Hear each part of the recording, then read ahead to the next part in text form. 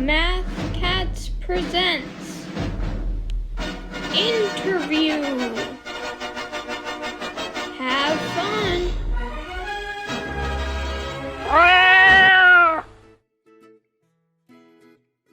Thank you for coming. So first, can you tell us your name? My name is Carolina Alvarez. Okay, so I have about 5 questions for you, and my first intro question is, could you explain a little bit about what you do? Okay, so for work I am a, what is it called? I do commission-based work, so freelance artist. I'm a freelance artist and also sort of a social media influencer. That's really cool. Thank you. Yeah. So basically what that consists of is I run a small business where I sell my prints, my artwork, and I do artwork for different companies sometimes. I design t-shirts and stuff for, I designed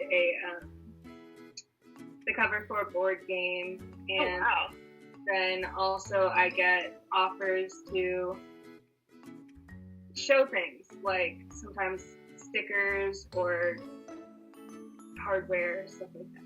That's very interesting. So is it some of the prints on your wall, something that you do? Those aren't mine. Okay. Those are artists that inspire me. I space with a bunch of art that I find really inspiring. How did you get into art? So I started drawing when, as soon as I could pick up a crayon. I remember the first drawing that I remember finishing is one that my mom hung up on the wall, and it was a fan art of the horses from Spirit. And because I loved that movie as a kid, and that's the first one that I remember, and it was just in crayon. It's really cool. So what class did you have to take to prepare you for what you do now, or your career in general? I took a pre-production class, which was really helpful. I think one of the best classes that I took was a figure drawing class, studying human anatomy and stuff. And then I took several different digital media classes. Yeah, okay, that's really cool. How does math affect your life? Okay, math affects my life in a lot of ways. It's one of those things where you don't think it does, because I was always one to say this isn't gonna help me ever. But after learning a lot more about the digital art that I do, it's all math, because everything on a computer is math, right? And so every time I'm drawing, when I'm using different layer blending modes, like multiply and add and even subtract, all of those are doing different things with math and the values of the colors that I'm using. So do you think it's an important academic skill to develop when you're younger, or did you think it was something you developed over time? Yeah, it's important to learn the foundations of anything when you're younger if you're going to be using it for the rest of your life. So reading is important to learn when you're young. Exactly. That math is the same way. Okay. What was your favorite subject of math in school? My favorite part of math, favorite subject in math, I think the things that I had the most fun with were Caesar ciphers, which is cryptology, which is, I don't remember which class I was in. I think it was some sort of calculus, maybe. I don't think so. And then I really liked geometry. So the triangle, and it's how long is that side? I liked that. Yeah, and especially geometry plays into your career a lot, I think. Yeah. And did you attend university? And did you Yeah, I went to University of Texas at Dallas. Oh, cool. And did you go in there knowing what you wanted to do with your life? Yes. Okay. So I went in there for ATech, which is the Arts and Technology program.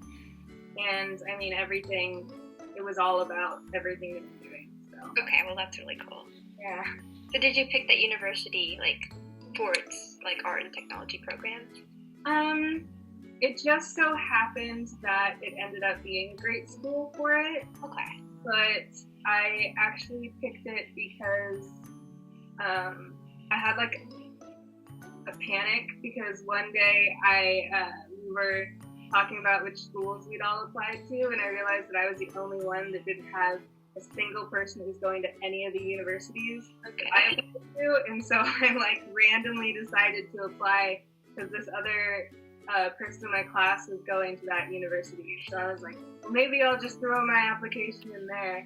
And they ended up having the best program out of all the ones that I applied to. So it was a stroke of luck, really. Okay, so what were some challenges pursuing a like career in math? Or like art and math combined, I guess. Art and math combined. I'd say the biggest challenge that I faced in either is that I have dyslexia, Okay. as well as slight dyscalculia, so which is just dyslexia but with numbers. And so enjoying math has been really hard for me throughout like the whole time. It's been really hard for me because as soon as I get into something or like a new type of equation or a new type of math, sometimes I'll complete the thing and look back on my work and I switch a 2 and a 7 or something, like all the way back there, and it gets frustrating. And that goes the same with being an influencer or being an artist. Sometimes I'll mess up the title of something, or I'll make a mistake, and there's certain platforms where you can't go back and edit and stuff. So that's hard, but yeah, I'd say that's probably the biggest struggle. So, do you think you could show us some of your art or do a demonstration? Yeah, I could show you some art. I have a print. This one's Kiki from Kiki's Delivery Service. Oh, that's so cute. I've got this one's another Ghibli movie. Oh, wow. Howl and Sophie from Howl's Moving Castle. This one's Like Nesta the from Pokemon. Yeah, that's some of my art. It's really cool.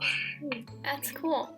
Do you think you could show us sort of you use math with your drawings? Yeah. So the human body, proportion-wise, is 7 heads in length. So when I'm drawing the skeleton for a person, right, and I'm going,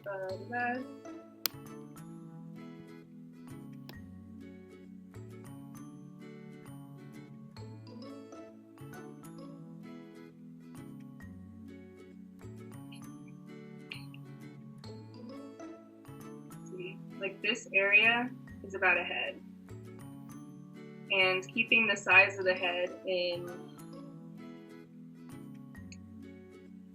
my mind in relation to other parts of the drawing is super important, right? So that is that. Okay. So do you just think about that throughout drawing like the outline of the body? Yeah. Okay. So let's see, 1, 2, 3, 4. That's it.